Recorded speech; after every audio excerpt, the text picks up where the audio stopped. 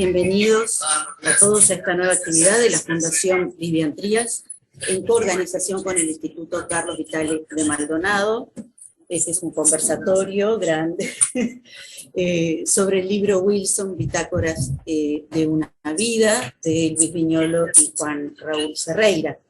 Bueno, ustedes recordarán, esto es en el marco de los 50 años del golpe, acontecimientos de este año 73, 27 de junio, madrugada, sabemos que se clausura el Congreso no, acá es Parlamento, las cámaras, y empieza la dictadura. Sabemos la huelga general de la CNT, que es Convención Nacional de Trabajadores, porque ahora hay un Centro Nacional de Televentas con ese acrónimo, y el apoyo de los estudiantes a esta huelga general. Sabemos 9 de julio, la gran manifestación política, sindical y estudiantil. 28 de octubre se clausura la universidad. Un mes después exacto se proscriben todos los partidos políticos de izquierda y por supuesto la Federación de Estudiantes. Bueno, ¿qué más?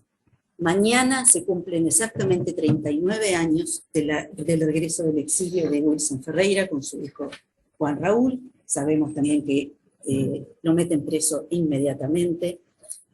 Y ahora, bueno, vamos a dar paso a los panelistas, no antes de decir que para mí ellos dos significan el dúo dinámico. Dúo dinámico, no, risa. Para mis hijos el dúo dinámico es una estrategia de un videojuego, creo, del LOL o algo así, ¿no? Para nosotros, los españoles que cantaban Resistiré, que también viene muy a cuento, Resistiré. Bueno, quiero entonces pasar a decirles quiénes son los panelistas de hoy. Bueno, primero le voy a pasar el timón a Wilson Ferreira Sfeir, que sigue los pasos de su abuelo en la política, y ha sido secretario general de... Del viejo. ¿Qué dije? Del abuelo y de tu padre, claro, lógico. Ex secretario general de AFUMRE, creo que te fuiste porque no se puede pronunciar eso. No, del Sindicato del Ministerio de Relaciones Exteriores y dirigente del Partido Nacional. Tendremos el privilegio de escuchar a Jair Krischke, el renombrado defensor de los derechos humanos brasileño, presidente del Movimento de Justiça e Direitos Humanos de Brasil. Al profesor de Historia Gabriel Quirich, egresado del Instituto de Profesores Artigas, diplomado en Historia Económica, docente de las facultades de Ciencias Sociales y de Información y Comunicación de la UDELAR, del Centro de Formación Docente y del propio IPA.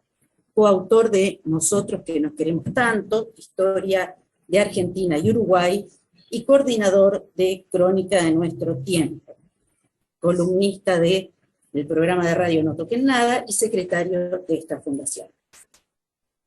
Por último, los autores.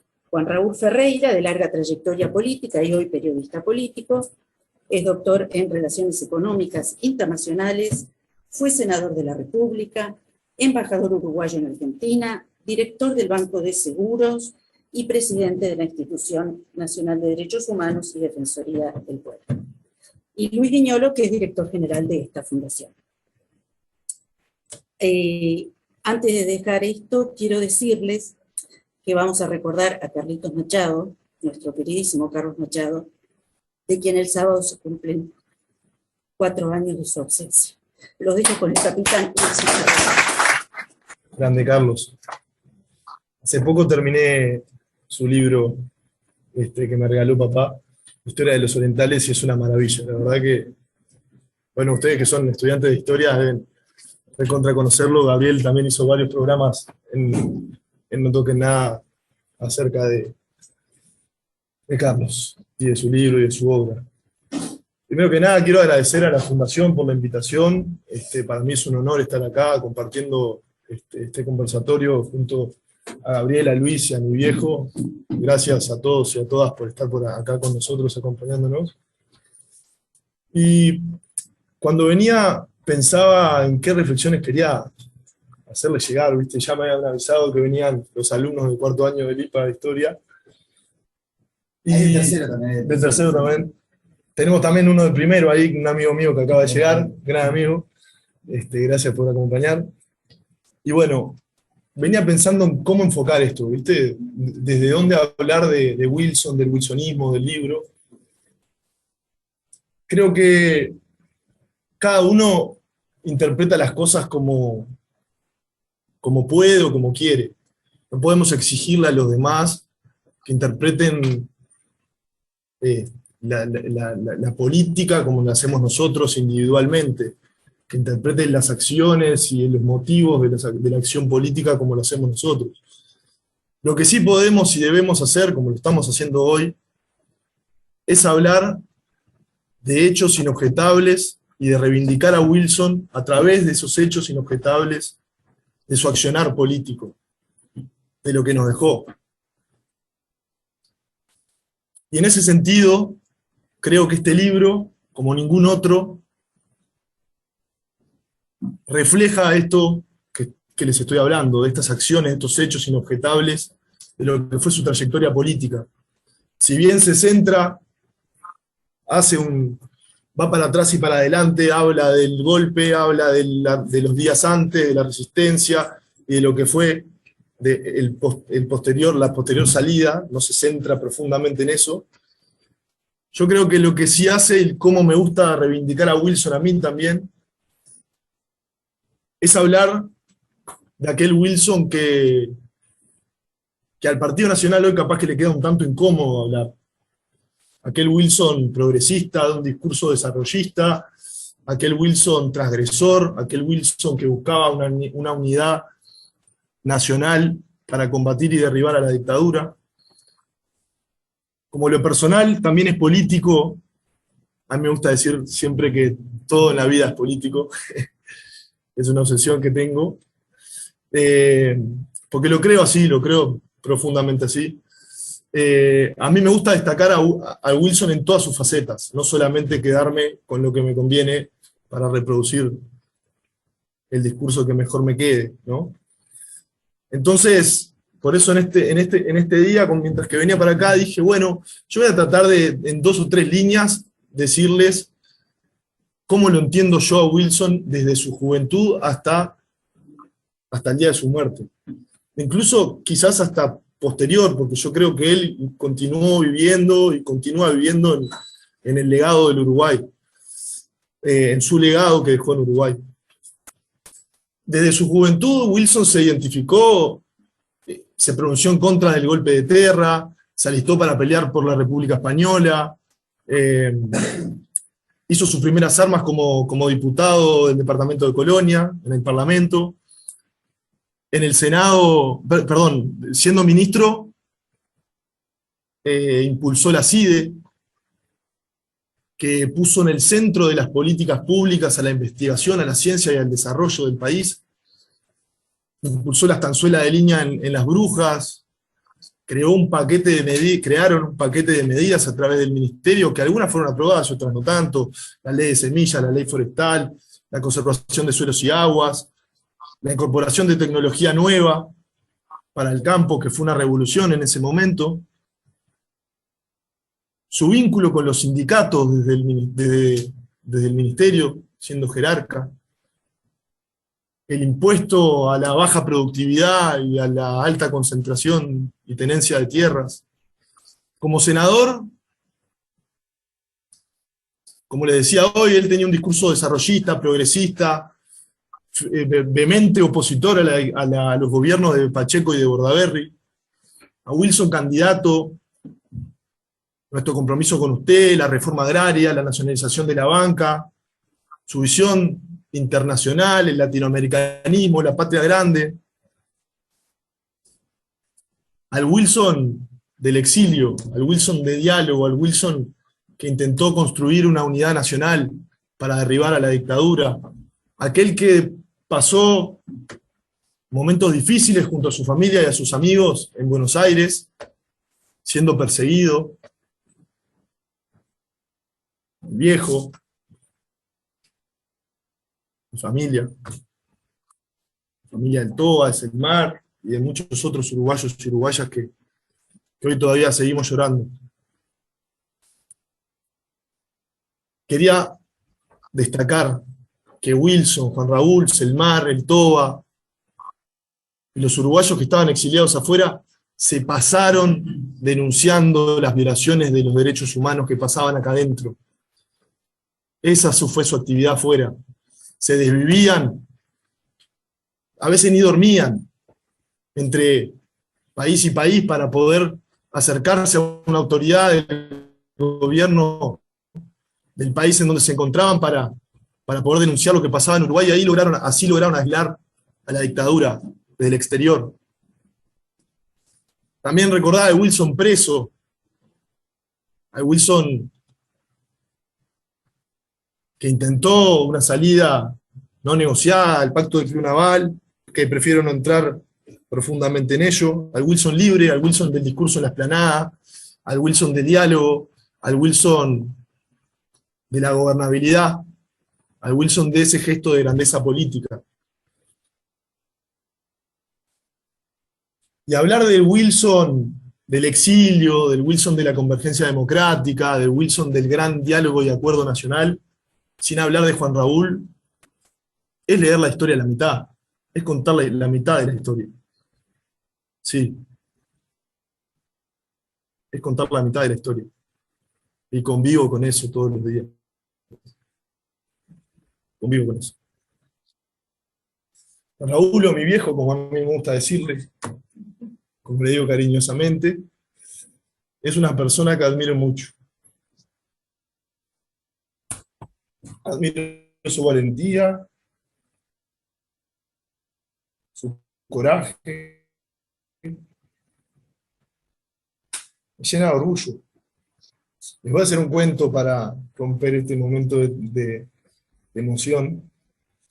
Cuando era muy chico, ya voy terminando porque tengo poco tiempo para hablar. Cuando era muy chico, el viejo hacía modo de juego, él tiraba en su escritorio todos unos documentos que tenía desorganizados, y por allá lejos organizaba carpetas con números y fechas.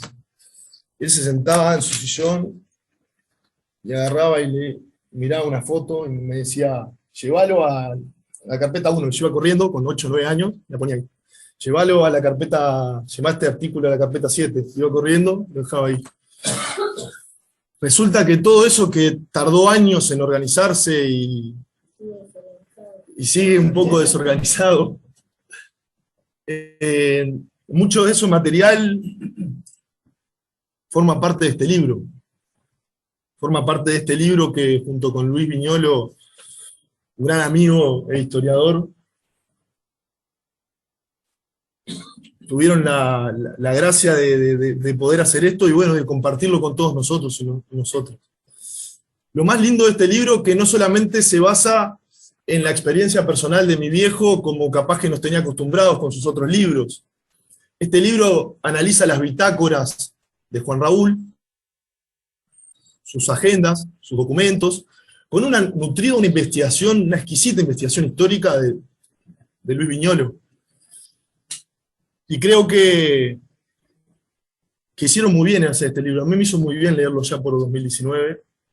Lástima el timing ese de la frase de las nubes pasan y el azul queda, pero que lo dijeron meses antes de que lo diga el actual presidente. Pero bueno, quería terminar y cerrar mi participación diciéndoles a ustedes y a mi viejo que se queden tranquilos, que la lucha de Wilson, la lucha de mi viejo, también es lucha.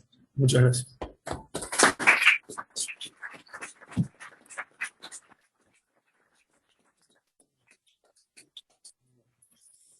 Bueno, tiene la palabra ahora mi querido amigo Luis Viñolo.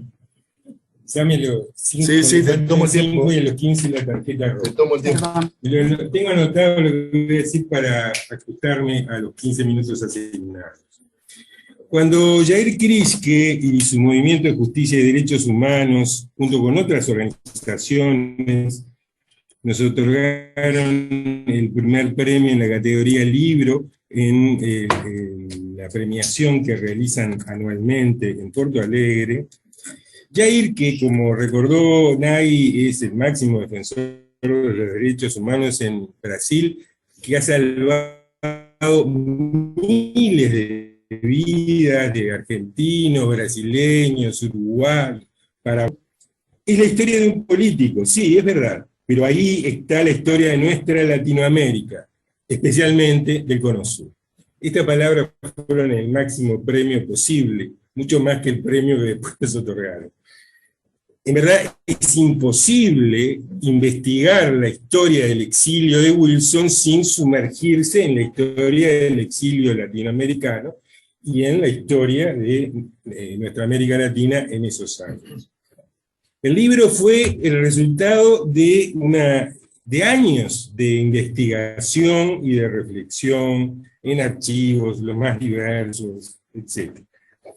Pero esa inmensa documentación reunida hubo que reducirla al máximo para que entraran, nos habían pedido unos libros 370 para indignación de la editorial, pero lo peor fue que un día nos dijeron, miren, tienen, no recuerdo exactamente, pero era algo así como, tienen 15 días para escribir, para redactar efectivamente los 21 capítulos que habíamos planeado. Entonces comenzó una loca carrera contra el tiempo para escribir los 21 capítulos, si no entregábamos en fecha, no había libro. O sea, el libro quedaría para el siglo XXIII. En esa loca carrera contra el tiempo, de la cual es testigo Nagui, que mucho nos ayudó, muchas de las cosas que estaban planeadas quedaron por el camino, tanto que hasta falta al final del libro la inmensa bibliografía que debió estar al final, y que por razones de esa urgencia quedó afuera, como tantas otras cosas. Este es el primer y el único libro que reconoce como fuentes documentales históricas las agendas del exilio de Juan Raúl Ferreira y una agenda del exilio de Susana Sierra de Ferreira, la viuda de... Bueno, continúo como si no hubiéramos interrumpido. Bien, Luis. Bueno, no. En el capítulo introductorio de este libro, se exponen muchas, y sin embargo, solo una pequeña selección de las múltiples denuncias de irregularidades electorales en 1971. Denuncias, en su inmensa mayoría, realizadas por la izquierda, por dirigentes del Frente Amplio, de todos los sectores del Frente Amplio, de la dirigencia sindical de la CNT y aún del MLN, Tupamar. Esas denuncias abarcaron desde el proceso preelectoral, los hechos de violencia, la amenaza de invasión brasileña, la muy dudosa legalidad del voto simultáneo por la Constitución vigente y la proyectada que hubiera permitido la reelección de Pacheco, las irregularidades el mismo día de la elección, y las irregularidades posteriores durante el largo escrutinio, en el recuento de votos, y los nuevos hechos de violencia posteriores a la elección.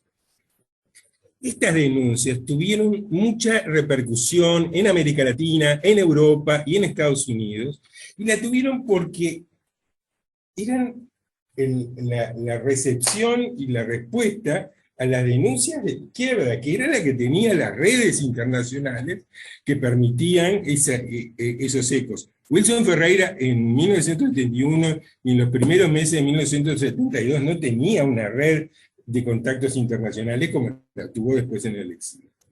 Y además, esto ocurría en la lógica de la Guerra Fría. Se podría escribir un libro entero sobre esto que estoy mencionando, temas que han ido cayendo en el olvido. Décadas después se conoció el memorándum firmado por Henry Kissinger sobre la reunión entre el presidente de Estados Unidos, Richard Nixon, y el primer ministro británico, Edward Heath, en diciembre de 1971, en la que Nixon reconoció literalmente los brasileños ayudaron a manipular la elección uruguaya. testimonio muy impactante que sin embargo ha sido muy minimizado por tirios y troyanos en Uruguay. Quisimos obtener la documentación sobre esa reunión entre Nixon y Edward Heath en Gran Bretaña. No la obtuvimos. Es mucho más difícil conseguir documentos ingleses que norteamericanos. Entre los documentos brasileños que Jair Krischke nos entregó, quiero destacar muy especialmente uno de la Embajada de Brasil, fechado entre el 17 y 18 de abril de 1970, dirigido a Itamaraty, sobre una de las célebres interpelaciones de Wilson Ferreira, que culminaron con la censura parlamentaria y la caída del ministro del Interior de Pacheco Areco, Pedro Sarsósimo. Los jóvenes no saben, en esa época había interpelaciones en las que caían los ministros. Eso ya hace décadas que no ocurre, pero bueno. Las interpelaciones de Wilson Ferreira eran célebres por eso. Ese documento brasileño jamás menciona el nombre de Wilson, pero todo el documento está referido a Wilson Ferreira, es decir, a la interpelación de Wilson a Sarsósimo, y le atribuye a Wilson ser un aliado de la guerrilla Tupamaro, de los terroristas, dice. Supuestamente la guerrilla le habría proporcionado la información que le habría utilizado en la interpelación. Luego, el mismo documento brasileño hace una referencia al célebre robo de las libras y los lingotes de Maylos por los Tupamaros, en una alusión implícita a, digamos, la financiación del debate por la guerrilla a través de Gutiérrez. Pero fíjense la fecha, estamos hablando de abril de 1970. Wilson formalmente todavía no era candidato y el Toba Gutiérrez Ruiz estaba lejísimo de incorporarse formalmente a Por la Patria, aunque seguramente ya había conversaciones bajo cuerda entre Wilson y el Toba. Es decir, 20 meses antes de las elecciones en las que Nixon dice que los brasileños ayudaron a manipular las elecciones, Wilson Ferreira y el Toba Gutiérrez Ruiz ya estaban en la mira de la embajada de la dictadura militar brasileña en el Uruguay. La injerencia brasileña, tanto en el fraude como en el golpe de Estado en Uruguay, es parte de las múltiples injerencias de la dictadura brasileña en América del Sur, desde el golpe brasileño de 1964. Ese conjunto de acciones por las cuales se consideró a la dictadura brasileña como el subimperio, ¿no? Fueron el prolegómeno de lo que Jair Krischke y su gente señalan como el rol fundacional de la dictadura militar brasileña en el Plan Cóndor, ¿no? Krischke y otros investigadores sostienen que los verdaderos padres del Plan Cóndor, padres ocultos que se esmeraron en ocultarlo y que en buena medida lo siguen ocultando hasta el presente, fueron los responsables de la dictadura brasileña.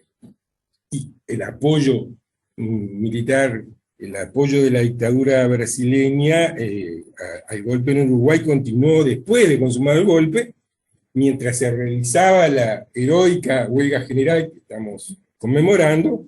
Ingresaban al Uruguay camiones con armas brasileñas destinadas a la dictadura uruguaya, y esto está confirmado también por documentos brasileños desclasificados. Volviendo entonces al Plan Cóndor, dos documentos estadounidenses desclasificados confirman que Wilson Ferreira fue uno de los objetivos mortales del Plan Cóndor. Un documento de la CIA del 28 de julio de 1976 menciona a Wilson Ferreira, al dirigente del PVP, Hugo Cores, que era muy amigo de Wilson, y a líderes de Amnistía Internacional, que no identifica por su nombre, como objetivos del Plan Cóndor. Otro documento posterior de la CIA también, del 9 de mayo de 1977, el año siguiente, menciona una vez más a Wilson Ferreira y líderes de Amnistía Internacional, que tampoco menciona sus nombres, entre los objetivos mortales del Plan Cóndor. Es importante porque algunos de ustedes no lo saben, pero durante años hubo quienes pusieron en duda que alguna vez Wilson hubiera estado en peligro. Por otra parte, Scotland Yard en Londres le puso una custodia permanente a Wilson y su mujer durante un tiempo considerable, precisamente por las amenazas que pesaban sobre él. No pudimos conseguir los documentos británicos, es algo que espero que los futuros investigadores consigan. Por otra parte, gracias al testimonio de Mauricio Rosenkopf, que está por cumplir años 90, supimos que ya antes del golpe de Estado pesaban amenazas contra la vida de Wilson por parte de militares de la dictadura uruguaya. Ahora, muchísimo menos conocido que estas amenazas contra Wilson son las amenazas contra la vida de Juan Raúl Ferreira. Amenazas de las que fue advertido reiteradamente por el FBI. En alguna ocasión en presencia, por lo tanto como tenemos como testigo, de Joe Eldridge, uno de los prologuistas del libro. Sobre este tema, el premio Pulitzer, el reconocido periodista estadounidense Jack Anderson, escribió un artículo. Habrá que insistir en la búsqueda de la documentación sobre el tema que tiene que tener el FBI. La obsesión de los militares de la dictadura uruguaya contra Wilson los llevó a buscar en archivos antiguos, muy antiguos, hasta encontrar una anotación en 1937, cuando Wilson tenía tan solo 18 años. La tuvieron que ir a buscar porque en el prontuario policial no estaba esa anotación, porque la Dirección Nacional de Inteligencia de la policía se creó después. Entonces esos documentos no estaban.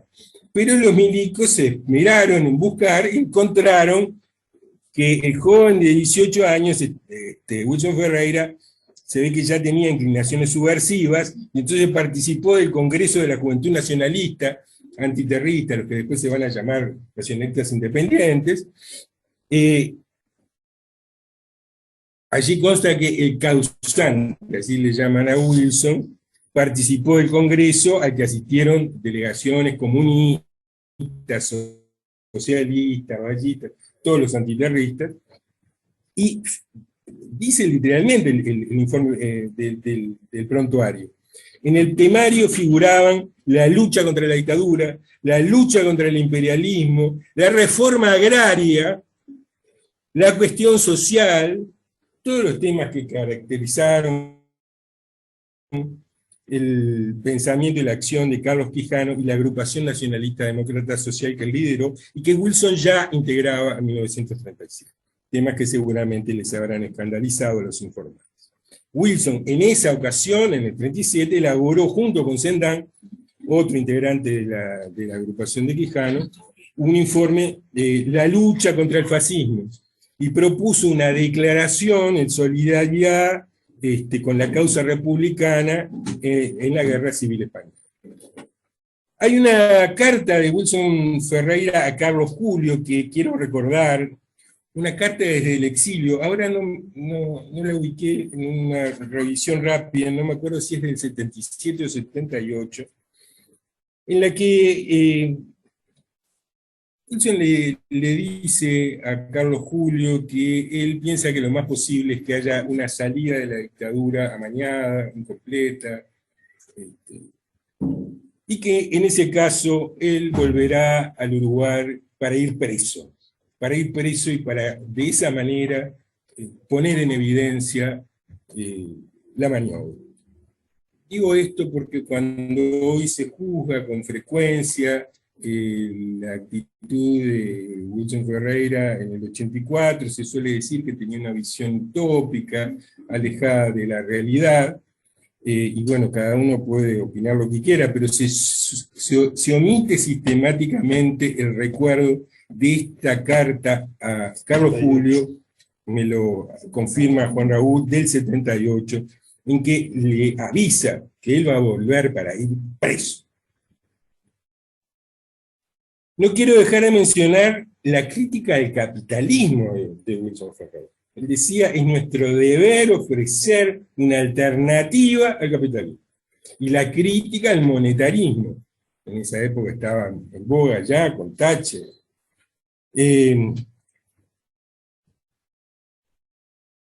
Esto es algo que se ha olvidado casi por completo, ¿no? Es casi inimaginable un dirigente de los que se dicen wilsonistas que pueda llegar a decir algo así. También quiero destacar, ya que estamos haciendo un esfuerzo por la recuperación de la memoria gráfica.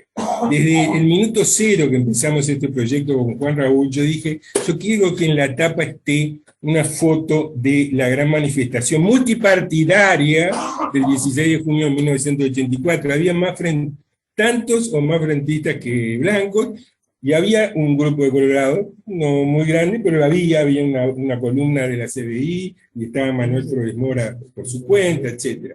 Una manifestación enorme que también fue una especie de río de libertad. El diseñador, con muy buen criterio gráfico, de diseño gráfico y estético, hizo un acercamiento. Entonces se ve aquí una parte de la enorme manifestación, la memoria gráfica de ese episodio. Y para finalizar, quiero recordar las palabras de Arturo Ardao, unas de las palabras que Arturo Ardao, al cumplirse una década de la muerte de Wilson Ferreira, de que habían sido correligionarios con Quijano, con Julio Castro, en la agrupación nacionalista demócrata social, escribió: en definitiva, conscientemente o no, lo lograra, perdón, del otro lado. Claro, conscientemente o no, tuvo siempre por guía el espíritu, las concepciones y los valores de la democracia social de su iniciación juvenil. Muchas gracias. Muchas gracias, Luis. Quiero darle la bienvenida al diputado Diego Reyes y a la diputada Inés Cortés. Gracias por acompañarnos. Ahora, siguiendo con la parte oratoria, tiene la palabra el profesor Gabriel Kirch. Bueno, muchas gracias.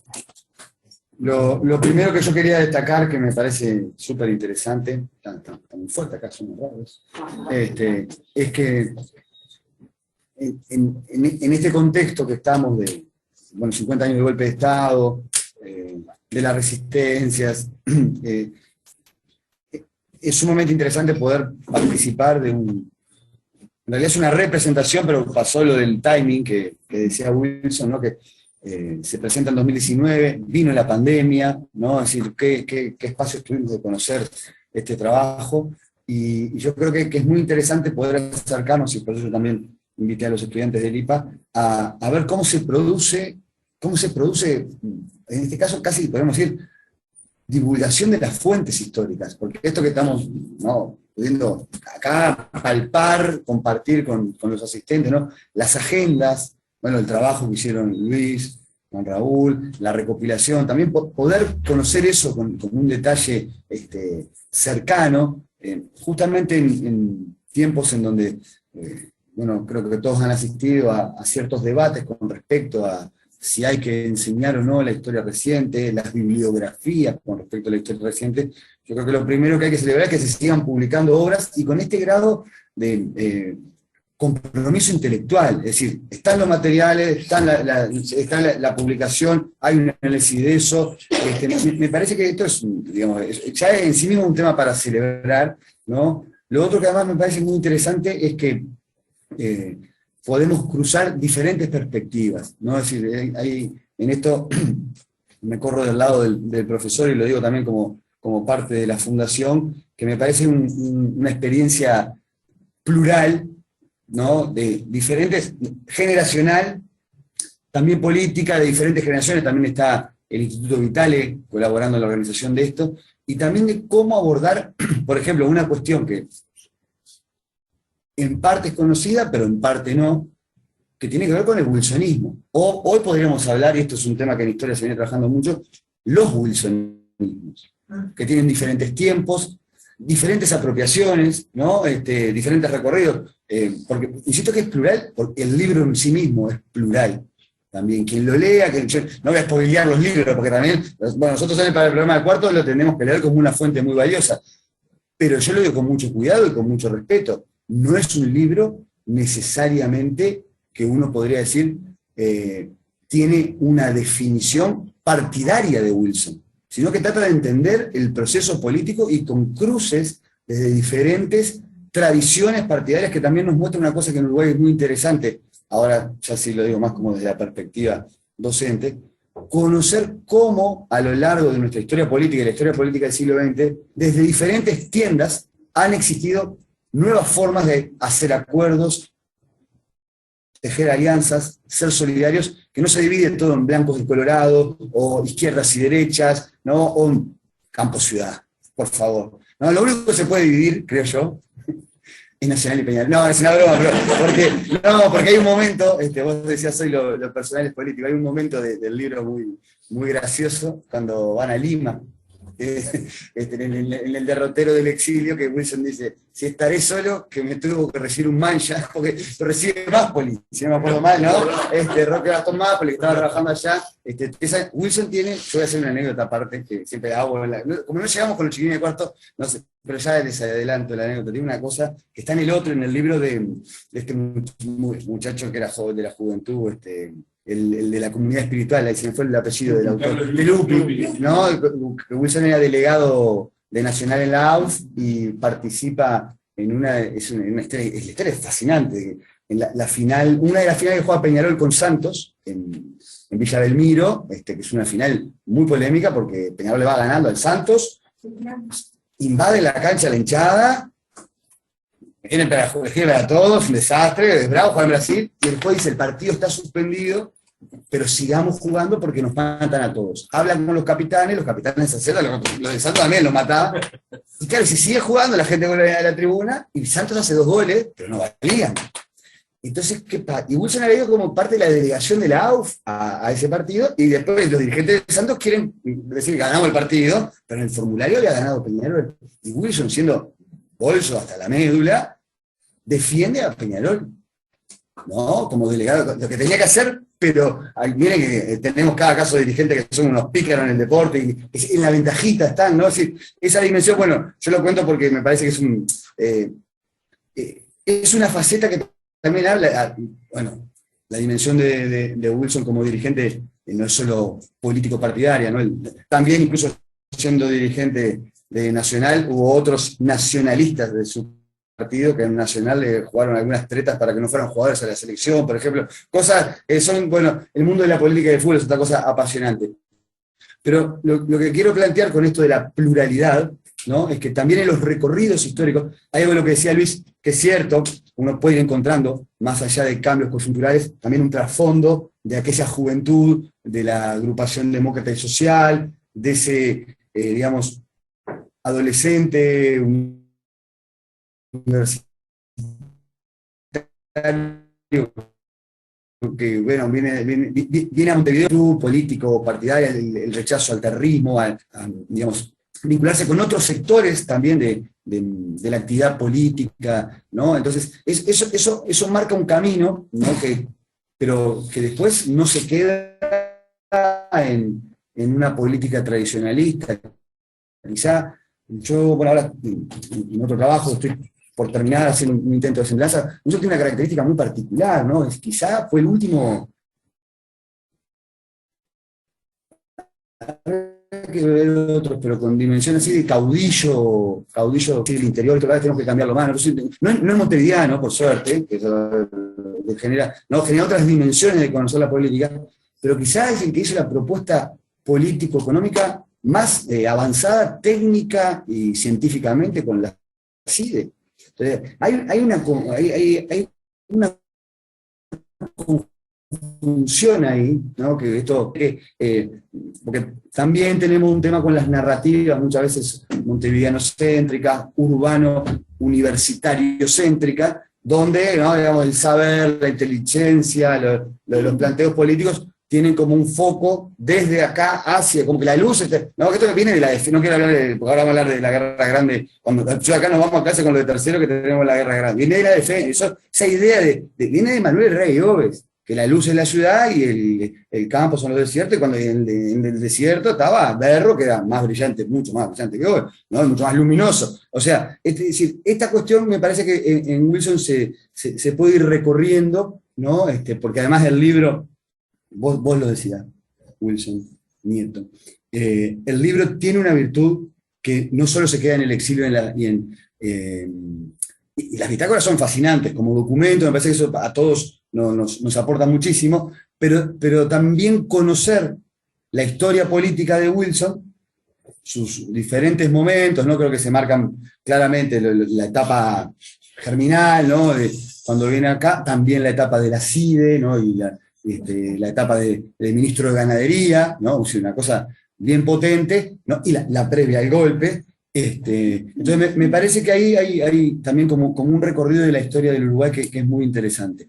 Pero yo quería agregar una cosa que viene a cuento no solo del libro, sino de este contexto de los 50 años, que me parece muy importante. Nosotros con la Sala de Profes de Historia organizamos hace muy poquito en el Cabildo una actividad, donde hubo diferentes historiadores, historiadoras, analizando, y se vienen dando en diferentes partes muchos trabajos sobre la historia reciente, y una de las cosas que surge es que todavía falta mucho, no solo en términos de investigación sobre asuntos de la verdad, o todo esto que todavía estamos en juicio, pensemos que hace muy poquito hubo un fallo en San José, o hace nada, casi en la misma semana, volvieron a aparecer restos de detenidos desaparecidos.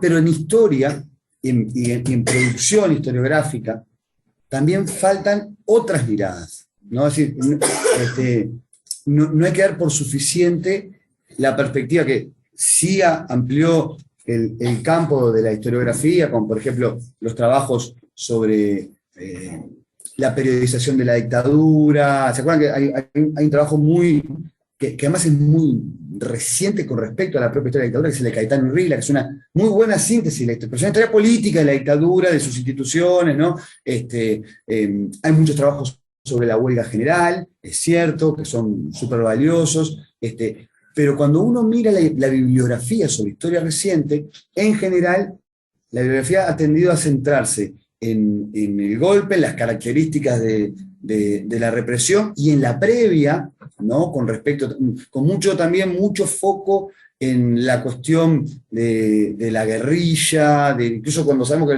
el tema de la guerrilla fue parte del contexto, pero no hacia el golpe en sí, la guerrilla ya estaba derrotada en 1972, ¿no? Y, por ejemplo, hay muy pocos trabajos con respecto.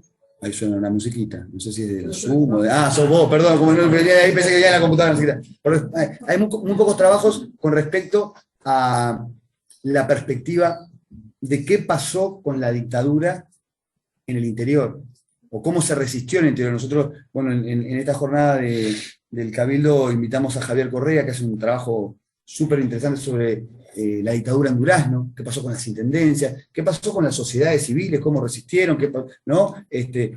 Bueno, se está avanzando en esto, pero hay un libro historiográfico sobre la dictadura del interior.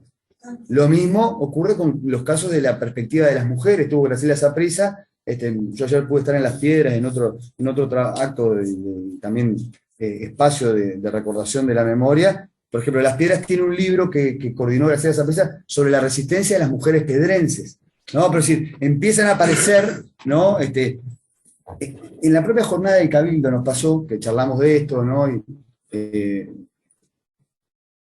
Se acercó una colega, profesora de historia, y nos dijo, le faltó hablar de la perspectiva afro.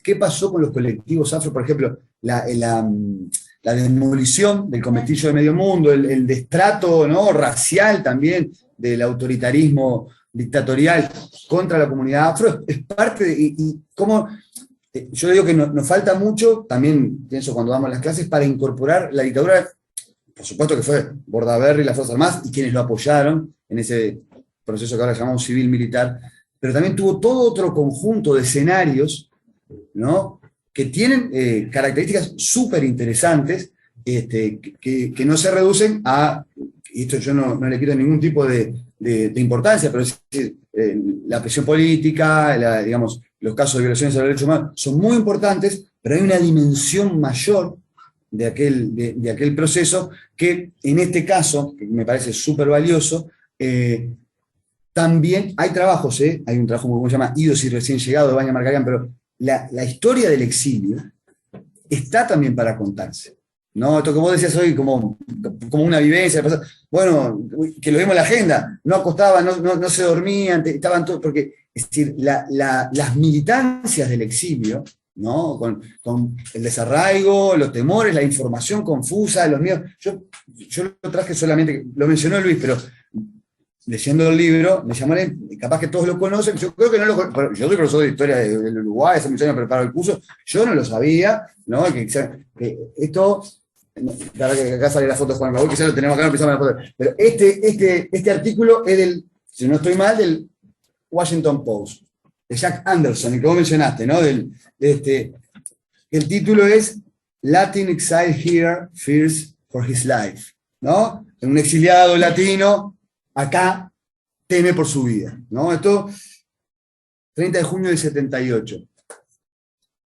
Hay un conjunto de operativos, digo, que ustedes como están muy metidos en el tema también lo saben, lo vivieron, del Plan Cóndor en Estados Unidos. Nosotros sabemos que fue terrible, ¿no?, matar a Letelier, ¿no?, que es un comando chileno, se sabe muy bien, que incluso parece, ¿no?, que fue desde la Embajada de Chile, pero por ejemplo, Juan Raúl Ferreira, como delegado de Wilson, estaba allí en Washington, mientras Wilson estaba en Londres, ¿no?, y empieza a haber toda una movida que incluso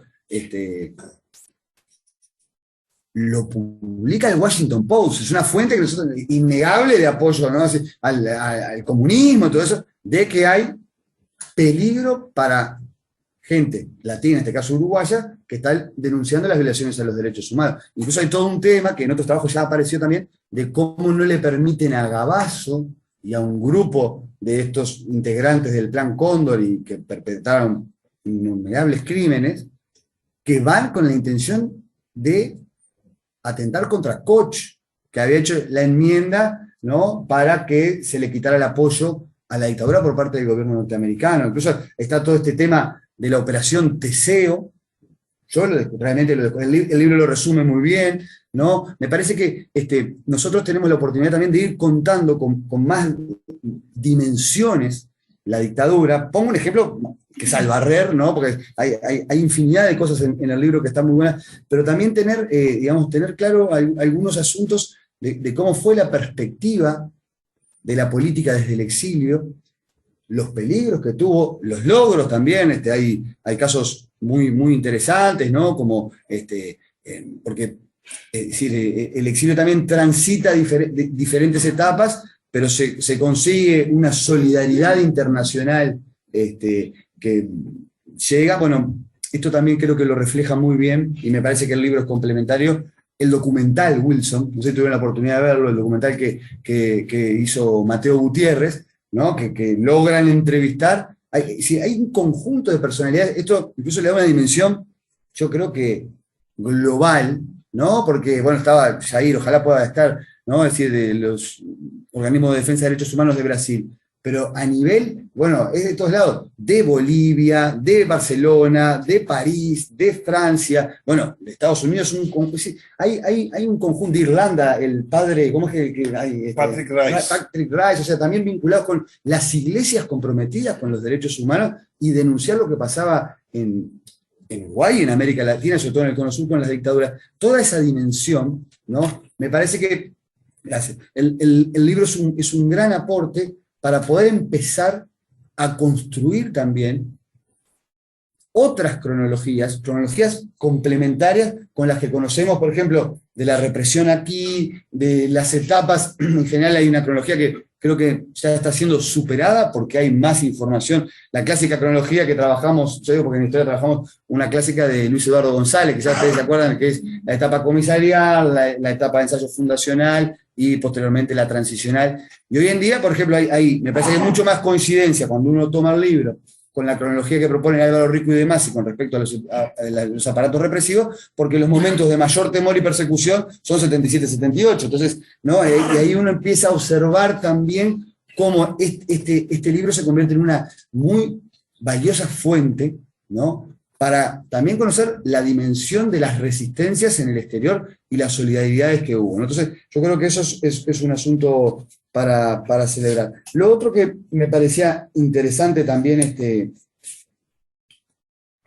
como que reflexionar, componer acá, porque hay un aspecto del exilio que tiene,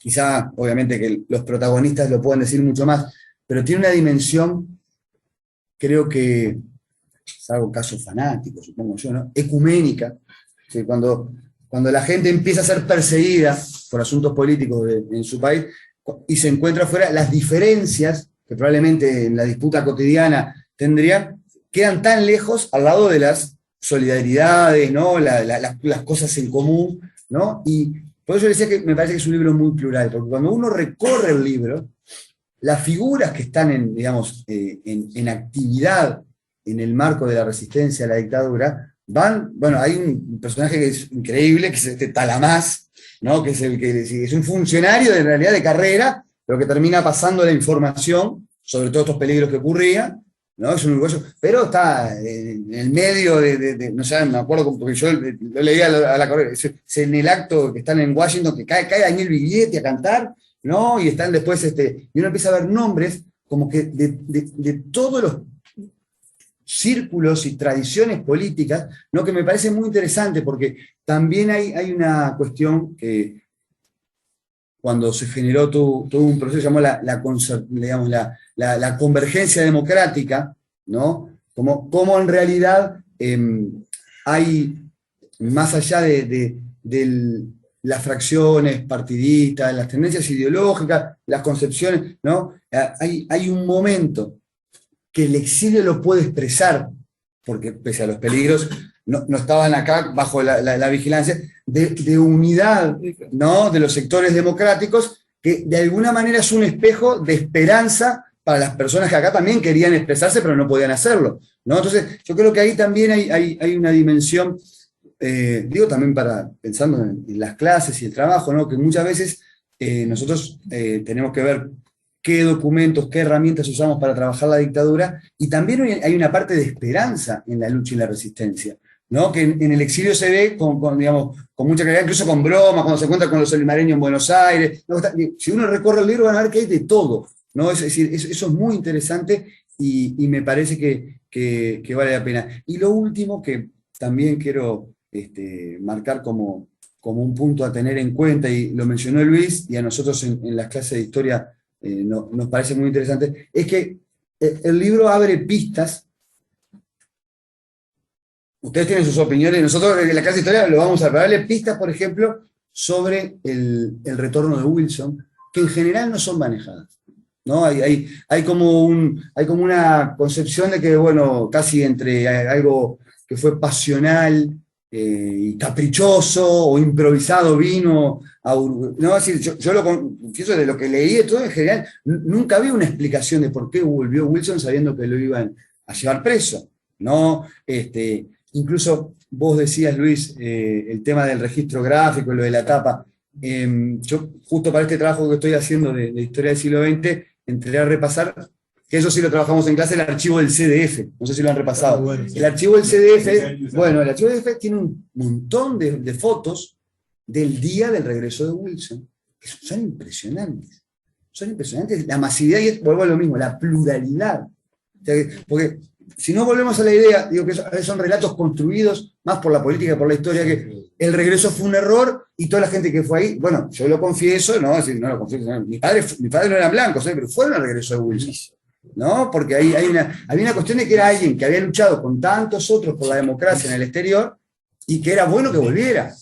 ¿No? Entonces, y el libro, bueno, traer la carta del 31 de enero del 78, no se la había marcado acá, la perdí, pero esa carta que le manda Carlos Julio, uno empieza a ver que en realidad hay otra estrategia, que es posible, bueno, como se va a negociar una salida, con la vuelta es marcar, dejar digamos, ese dato claro de que se negoció y hay alguien proscripto, si no quizá hubiera quedado, esto es un tema también me imagino, ¿no? Porque, porque el libro también recupera mucho de lo vivencial, en el discurso previo en Buenos Aires, en el boxing, ¿no? Es ahí, ¿no? En la Federación de Boxeo, que van muchos uruguayos y lo cuenta el libro, es estremecedor, porque Wilson dice, vamos a volver el 16, una cosa así, y la gente le dice, no, no, no, porque sabe que no quieren que vuelva, pero a su vez volver era un gesto, y esto yo lo ato con una cosa que siempre, bueno, no lo hemos charlado con los chiquilines de clase, pero sí con los chiquilines del liceo.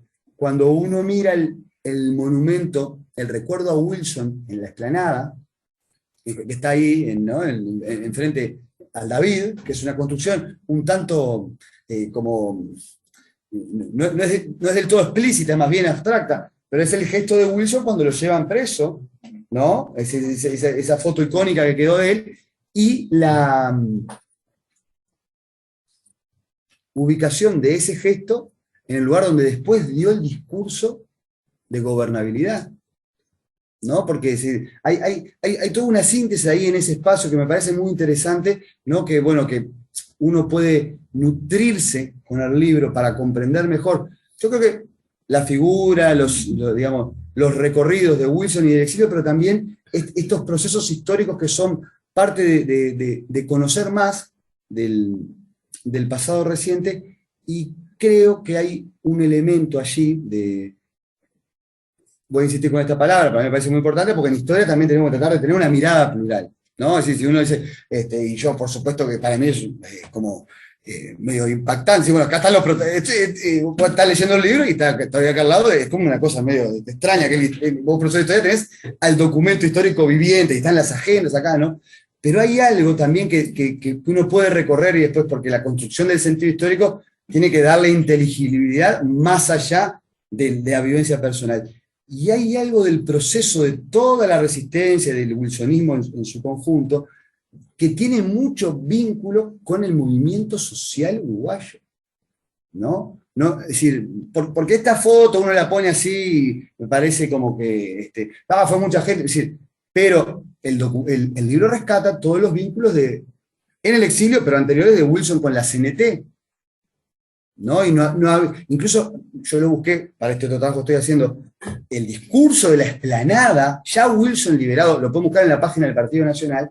Wilson hace una advertencia diciendo, el Partido Nacional se ha olvidado de trabajar con los sindicatos como debe, pensando que los sindicatos son parte del diálogo democrático. Con ellos, ¿no? Es una advertencia que después el Partido Nacional va a sufrir fuertemente en los años 90, un dislocamiento. Los años 90 fueron años muy complejos, ¿no? Por la hegemonía neoliberal, pero un distanciamiento entre el movimiento social y lo que fueron estas bases populares del wilsonismo. Yo cuento solo una anécdota y con esto cierro, ¿no? Trabajando en otros aspectos, porque a mí me movió mucho el libro. El año pasado yo fui a dar una charla a San José, ¿no? Entonces, sobre los 49 años del golpe, no sé qué. Entonces vienen todos unos, ya grandes, pero serían de la edad de Juan Raúl, más o menos, ¿no? Pero con sus fotos de jóvenes. En San José, cuando eran jóvenes, yo los cuento así, pero para que entendamos, y aparte porque el tiempo es tirano, como decíamos, ¿no? Era toda una barra de wilsonistas de San José que, cuando llevan a Wilson preso, hacen una marcha de San José hasta que ellos quieren ir hasta Florida, ¿no? Y hacen una huelga de hambre. Bueno, yo no las tengo porque las tienen ellos, y aparte en San José están haciendo toda una reconstrucción de la memoria. Uno mira las fotos de eso, ¿no? Y eran, no sé si tienen las imágenes en el presente, de los grupos de canto populares, todos unos barbudos, toda una gurizada joven, súper antidictatorial, después los quieren traer de vuelta para acá. Yo creo que esa dimensión del wilsonismo hasta acá y en la reapertura democrática también es un elemento a recuperar para comprender mejor nuestra diversidad política, que incluso en los momentos de mayor oscuridad, porque eso es lo otro que estamos viendo, supo encontrar los puntos de encuentro para, bueno, como dijo Wilson en la explanada, ¿no? Terminar con esa pesadilla y construir democracia. Muy bien. Gracias, Gabriel. Siempre es un placer escucharte. Yo soy fan de Gabriel en la radio, ya se lo confesé. Y además hizo un ciclo de charlas una vez en Brecha. En el bar. En el bar Brecha, que estuvieron buenísimos. Estuvo con el Plúa y el viejo, estuvo bárbaro. Bueno, gracias. Ahora tiene la palabra el viejo. Antes que nada, porque yo sé que Gabriel se tiene que ir, Y un par de alumnos también tengo que hacer. y un par de alumnos también, yo quiero decirles sobre lo que dijo de Nacional y Peñarol y Wilson Bolsilludo llegando a Lima y recibiendo la solidaridad impresionante, de la cual doy fe personal, de Roque Gastón Máspoli, que cuando murió mi viejo, mamá preparó una serie de lotes de recuerdos personales para ir sorteando y repartiendo preferencias, si cabía el caso, entre sus 3 hijos. Y en ese armado de recuerdos personales apareció una medalla de bronce en la cual se le declaraba socio honorario vitalicio de Peñarol. Y mi madre se pegó un susto espantoso, porque ni ella sabía. Mi viejo lo tenía totalmente escondido, sin saber que un día se iba a descubrir, ¿no? Yo confieso que lo pedí, se lo regalé a un mancha icónico, un dirigente político muy vinculado a Peñarol, se imaginarán ustedes quién es. Bueno, para mí es difícil esto, ¿no? Estoy muy emocionado del panel. El libro es un libro que me sigue removiendo cada vez que lo abro, que lo miro, pero compartir un panel con un ex profesor, porque yo fui alumno de Gabriel. Cuando me miran diciendo, este es el más veterano de todos, yo fui alumno de Gabriel, de coautoría con Luis Viñolo, que integra esa categoría, todos por igual, mi mejor amigo, y moderado por Wilson, que me emocionó mucho lo que dijo en las palabras iniciales, pero a eso estoy acostumbrado. No estoy acostumbrado a que modere un panel donde estoy yo, pero que diga cosas que me emocionan, estoy muy acostumbrado, pasa todos los días, pasa por WhatsApp, pasa en persona. Cuando es por WhatsApp yo le mando una foto de el rey Mufasa, el león Mufasa con ¿cómo se llama? Con Simba. Y punto, y ya queda todo dicho. Pero yo creo, Luis, que voy a hablar de lo que coordinamos que yo iba a hablar, pero es como la historia que se narra. Yo planifico y después las circunstancias me llevan a otro camino. La importancia de estas bitácoras a mí me llamó la atención porque cuando Luis me pidió que trajera 3, no me pidió que trajera sobre años donde ocurrían cosas en particular, sino que una fuera en italiano, el documento original, el libro, otro en español y otro en inglés. Y yo me doy cuenta ahora por qué me pide eso, porque es la demostración de lo espontáneo que era esto. La de Italia yo no sé cuándo la habré comprado, pero cuando iba a visitar a mis viejos a España, que fue la última parte de su exilio, compraría la de español, y en Estados Unidos compraba agendas en inglés. ¿Cuándo dejaron de ser agenda y empezaron a ser bitácoras? Yo esto lo vine a descubrir después de estar escrito el libro, revisando su contenido. Y hay un punto de quiebre. En realidad, originalmente, eran agendas. Es decir, yo anotaba qué tenía que hacer. Arreglaba una reunión con alguien, tal día, a tal hora. Me la apuntaba. Hay un punto de quiebre que es cuando empiezan a hacer, no un diario, porque uno en un diario personal escribe emociones, reflexiones. Estos son hechos nada más. La hora y qué ocurrió. La hora y qué ocurrió. Y yo me doy cuenta que ese punto de quiebre es el 17 de mayo de 1976. Yo ese día el otro día, ahora en la cercanía del golpe y todo, van muchos periodistas a casa, porque claro, uno por veterano, no por mérito propio, va. Fíjense que de la última sesión del Senado, que se pasa todos los años, perdón, me olvidé de una referencia que quería hacer. Inés, me alegro mucho que no estés en el panel, porque las tarjetas amarilla y roja las tiene Wilson y sería trampa. No, quería empezar diciendo que ella es compañera del programa Tarjeta Roja de Wilson. Pero acá tiene las tarjetas, pero por suerte tú no estás en el panel. Bienvenida.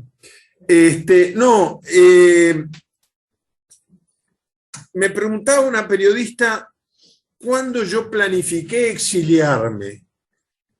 Y yo le dije, mira, de la lectura que yo estoy haciendo periódicamente, pero cuando se acercan fechas emblemáticas, las repaso, de las propias bitácoras, como le llamamos ahora, mi vida estuvo sobreplanificada y nada de lo que planifiqué lo pude hacer. Después el destino y las circunstancias ponían lo suyo. Entonces, el 17 de mayo, yo decido, después de varios intentos de exilio que terminaban que volvía al Uruguay, iba en cana de vuelta, me volví a exiliar, volví al Uruguay. En el año 75 ya no fue una detención, fue estar preso en la Dirección de Inteligencia, donde estuvimos varias horas revisando en el cuarto al lado, donde yo había estado detenido, preso, revisando con Luis los archivos a que nos había autorizado el Ministerio del Interior. Y ahí no la pasé bien, no me pusieron un dedo encima, pero yo para ir al baño tenía que pasar por la sala de tortura de las mujeres.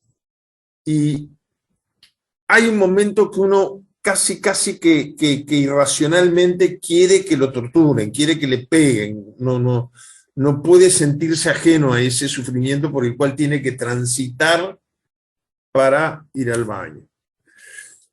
Entonces, era bastante evidente que ese exilio que empieza en el 75 no tenía retorno. Sin embargo, el 17 de mayo del 76, yo miro la bitácora y ese día le digo a mis viejos, me vuelvo.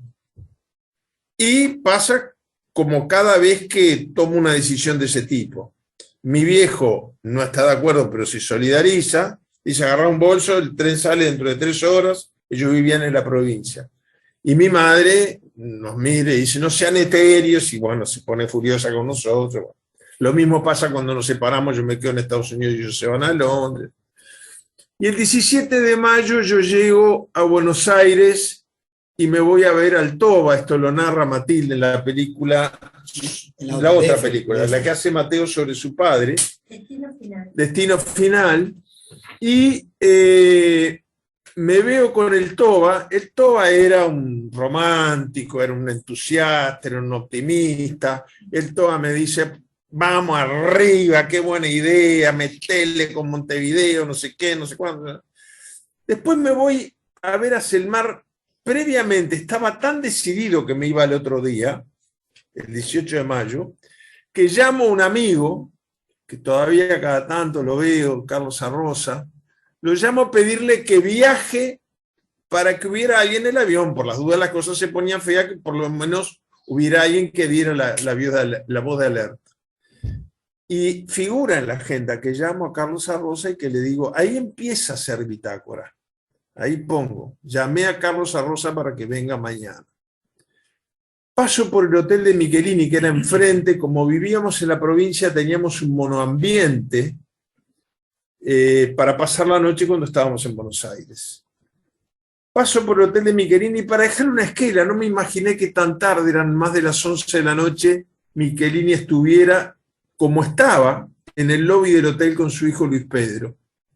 Porque estaba por cumplir años. Michelini cumplió 50 años el día que lo mataron.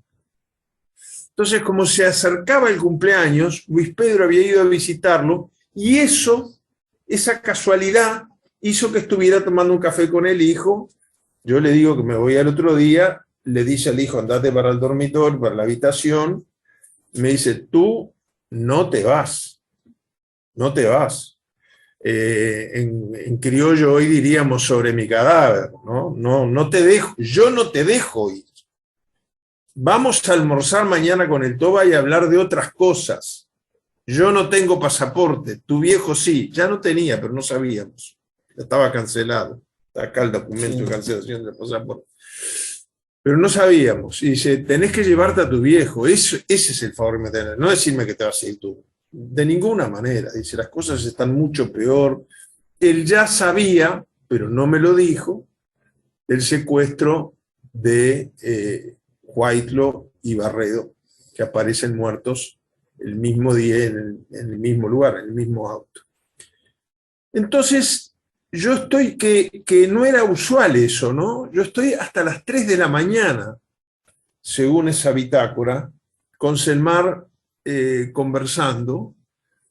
Llego a casa y a las 6 de la mañana, Marcos, el hijo mayor de Toba, me despierta a decir que se habían llevado a su padre. Cruzamos al hotel y yo manoteo la agenda porque tenía algunos números de teléfono. Y cuando llegamos al hotel, mi único recuerdo es la conserje llorando y un empleado levantando las sillas que estaban desparramadas por el piso porque se los acababan de llevar.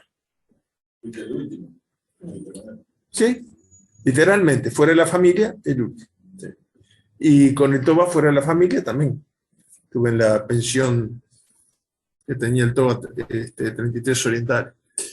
Bueno, el resultado es que, como hacíamos gestiones para rescatarlos, ahí yo empiezo a hacer bitácora, es decir, anotar, y tomé la costumbre, y la seguí durante todo el resto del exilio, anotar a la hora y el minuto exacto que se hacía una gestión, que hablaba con alguien, etcétera, etcétera, etcétera. Pero fue ese punto de quiebre del secuestro de Selmar y el Toba que transforma las agendas en bitácora. Y el hecho de que yo anotara todo lo que ocurría termina dándome información. Me quedan 5 minutos, yo pensé que recién estaba empezando. Bueno, termino tomando recogiendo, interpretando información que creo que no solamente cuando la escribí, sino muchas lecturas posteriores no sabía qué quería decir. Recién decía Gabriel la muerte de Letelier. Yo estaba de pasante con Letelier. Andaba buscando el laburo en algo que tuviera que ver con lo que quería hacer, que era el corte de la ayuda militar al Uruguay después de las audiencias en que declaró mi viejo en el Congreso. Y entonces, cuando muere Letelier, claro, el drama era que habían matado a Letelier, el drama es que habían matado a la secretaria que trabajaba en el mismo escritorio que yo. Yo venía de las masacres de la Argentina, por lo menos creía que en Estados Unidos, va a sonar egoísta lo que voy a decir, pero yo quiero ser muy franco, en ese momento a mí me pesó muchísimo, muchísimo mi seguridad. Yo digo, pero ¿cómo llega hasta acá, hasta la capital de Estados Unidos, el brazo del Plan Cóndor? ¿No? Entonces me citan del FBI. Yo me pego un susto tan grande, porque lo que menos me imagino que es para decirme, mire, Plan Cóndor en el exterior es una cosa, acá en Washington, no. Y nosotros estamos preocupados por fulano y sultano. Miguel Sofía, que está preso, Gabazo, que murió. A Gabazo le vamos a negar la entrada del país, a Miguel Sofía le vamos a poner custodia y primer irregularidad en su conducta se le va a declarar persona non grata. A las 48 horas le declararon persona non grata. Fue Miguel Sofía que me hizo el juicio por difamación e injuria y la jueza no hizo lugar. Pero ¿qué pasa? Yo esto para explicarles qué fuente de información siguen siendo las bitácoras. Ahí el detective me da una tarjeta, me dice cualquier cosa, cualquier irregularidad que usted sienta me llama. Yo fui acompañado por amigos americanos, porque fui con mucho miedo del FBI, que era el que me quería proteger. Y entonces anoto el nombre del detective, Bob Scherer, ¿no? Bueno, resulta que ese nombre quedó escrito ahí, y recién cuando vamos a hacer el libro con Luis Viñolo, revisando esa página, decimos, ¿y quién será este Bob Scherer que te recibió en él? Y ahora yo los invito a que googleen Bob Scherer, que figura en la agenda como el detective que me llamó a decirme, estamos preocupados por su seguridad, nosotros, el FBI. Bob Scherer había sido representante del FBI en Buenos Aires muchos años y luego representante ante el Plan Cóndor. Y rompe esa relación cuando el Plan Cóndor comete el atrevimiento, entre comillas, de ejecutar un atentado en territorio americano y sin permiso americano. Incluso hay cables del Departamento de Estado instruyendo a los embajadores a visitar a los jefes de Estado de los países donde están acreditados, ni siquiera las cancillerías, para decirles que no van a tolerar que se utilice el territorio americano para la ejecución de sus planes. Pero yo durante muchos años sabía de mis bitácoras, las miraba, todo, seguía mirando Bob Scherer y no me decía nada. Pero ahora que tenemos acceso a fuentes de información que no existían en aquel tiempo, podemos realmente interpretar estas cosas. Bueno, todo esto está fuera de, entonces ¿qué me queda? ¿Un minuto y medio? Bueno, en el minuto y medio voy a hablar de lo que hubiera tenido que hablar los 15 minutos. Estamos en las vísperas de los 50 años del golpe de Estado. Para mí, yo lo recuerdo, no necesito de las bitácoras, ni de agendas, ni de nada. Pero cuando leo acá, es como un cassette, me apretan así, me acuerdo todo, minuto a minuto, ese día, minuto a minuto. Pero cuando lo leo escrito acá, me doy cuenta cómo en el proceso del libro van apareciendo documentos con información complementaria, pero que además avalan el relato que yo tenía solamente en mi memoria, porque acá no hay nada publicado que no esté avalado por alguna documentación. Nosotros habíamos ido, el Uruguay era un país muy politizado. Politizado no electoralmente. Los partidos funcionaban como partidos y se preocupaban por los temas políticos. Faltaba mucho para las elecciones, pero todos los fines de semana había, bueno, el mundo cambió en eso, ¿no? Pero había actividades en el interior del país con concentraciones multitudinarias. Nosotros el fin de semana anterior al golpe de Estado habíamos ido con mis padres a Maldonado. Ya se veía que el clima estaba muy enrarecido. Y yo recuerdo, eso no figura en ningún documento clasificado, pero yo no me lo puedo olvidar. Yo recuerdo que la juventud uruguaya de pie nos empezó a tirar piedras en el acto de la Plaza Maldonado y yo salí a enfrentarlos. Y veo que viene la policía y como buen nabo, digo, bueno, por suerte llega la policía y se termina esto, porque ellos eran como 20 y yo era yo solo. Y resulta que me llevaron en cana a mí y dejaron lo que tiraban preso, piedra. Y entonces cuando estaba yendo hacia la jefatura de policía de Maldonado, preso, siento y me vino una paz interior enorme. La voz de mi viejo desde la tribuna que dice, se llevan a mi hijo preso. Dije, estoy salvado. Y agregó de inmediato, mejor así se va acostumbrando, porque vienen tiempos muy difíciles. Yo me agarré una calentura tremenda, pero después el diputado Galán, diputado del departamento, hizo unas gestiones ahí y me soltaron. Cuando llegamos a Montevideo, abajo de la puerta hay una esquelita, pero fíjense porque esto es muy importante para ver cómo ese día las cosas se precipitaron de una manera tremenda. Hay una esquelita del capitán Bernardo Rafael Piñeirúa en actividad militar comprometido con la Constitución y con las instituciones, que pide una reunión. Mi viejo me manda a la casa, serían las 7 de la mañana, no más tarde, que yo me reúno con él y me dice, ya está decidido el golpe de Estado, ya no es un tema de que viene para ese lado, sino que ya está tomada la decisión. Enrique Erro había viajado a dar unas charlas en Buenos Aires, cuando regresara a Montevideo iba a ser detenido. Entonces me dice, tenemos que hablar con urgencia con tu padre. Y armamos una reunión con algunos colegas de él en actividad para el jueves siguiente. Y el golpe de Estado fue esa madrugada. Es decir, los militares que estaban adentro y mejor informados y nos querían advertir del peligro, ni siquiera eran conscientes de cuán inminente era el golpe de Estado. La reunión del jueves nunca se hizo.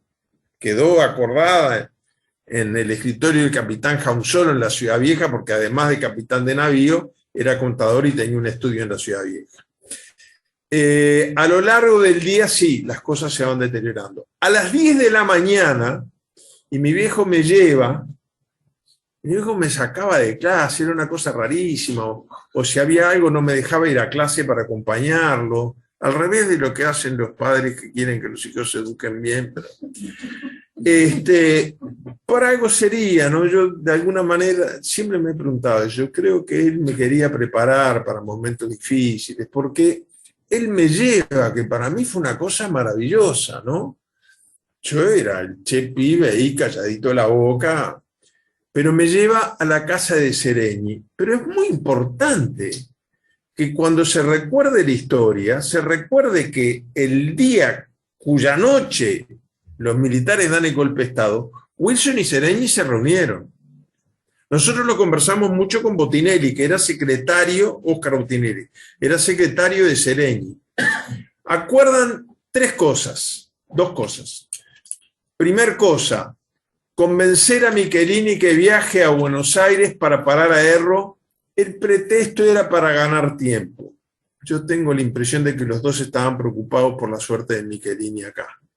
Y sin embargo, fue peor quizás. Pero bueno, con el diario El Lunes. Pero lo primero era que los dos hicieron un esfuerzo. Esa tarde el Frente Amplio lo resuelve. Yo recuerdo la pasada de Michelini por casa y la despedida con mi viejo. Quizás no se imaginaban que un par de días después iban a ser compañeros de exilio en Buenos Aires. Y resuelven sacar una declaración conjunta, Partido Nacional, Frente Amplio, en apoyo a la huelga general que la CNT, no era PIT-CNT, había anunciado ya que iba a declarar con ocupación de los lugares de trabajo que ahora son considerados una ilegalidad. Y esa declaración se la confían por parte de Seregni a Oscar Botinelli y por parte del Partido Nacional al profesor Pivet Devoto, que se juntaron después e invitan al Partido Colorado a sumarse al esfuerzo, y el Partido Colorado dice que no.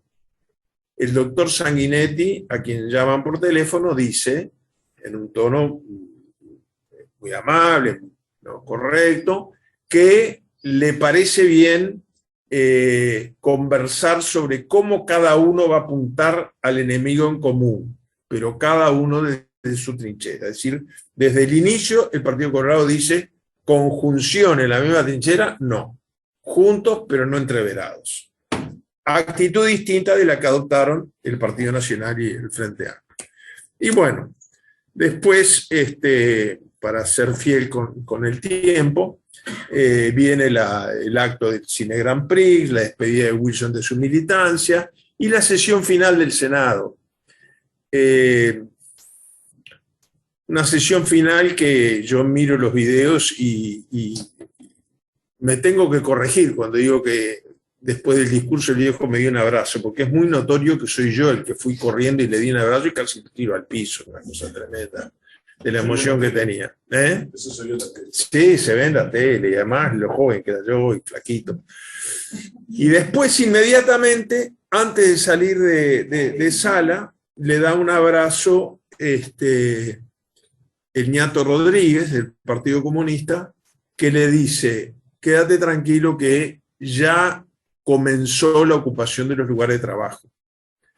Y quiero hacer esta precisión final y con esto termino, porque me parece que hay una figura que no se le ha recordado en su verdadera dimensión. Nosotros le hacemos un reportaje al hijo, deliberadamente, porque yo conocía la historia de adentro. que es el vicepresidente de la República del momento, Jorge Zappelli. Jorge Zappelli, es más, algún libro que citó Gabriel, tiene el error de decir que Wilson estaba muy enojado porque Jorge Zappelli no ha habido a la sesión. No, la verdad es que, el libro de Luque, la verdad es que todos los partidos políticos con representación en el Senado fueron a ver a Zappelli a pedirle, que era un sacrificio muy grande, porque era privarse de por lo menos caer con dignidad y estar en aquella sesión tan icónica que hasta el día de hoy se recuerda. Pero le piden que vaya al Consejo de Ministros y que agúe la fiesta. Y de hecho fue lo que hizo.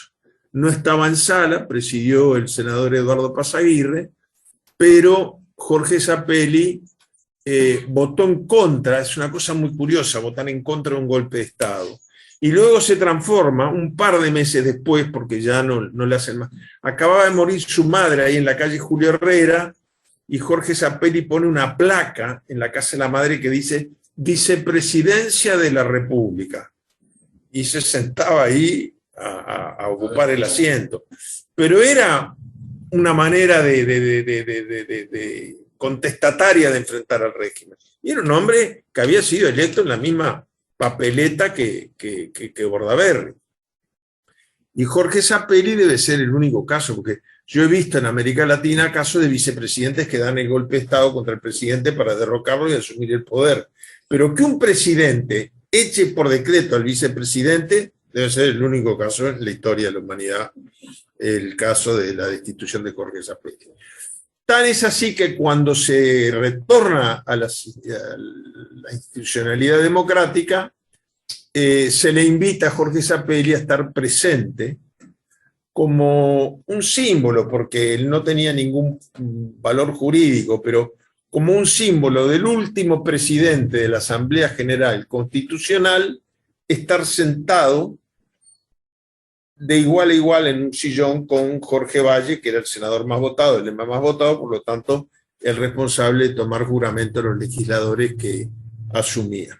Bueno, fue mucho más desordenado, Luis, de lo que habíamos planeado, pero lo que pasa es que a medida que sentía el relato me iban naciendo algunos de estos recuerdos y queremos dejar abierto, no sé si tenemos comunicación con Jairo, pasamos a las preguntas.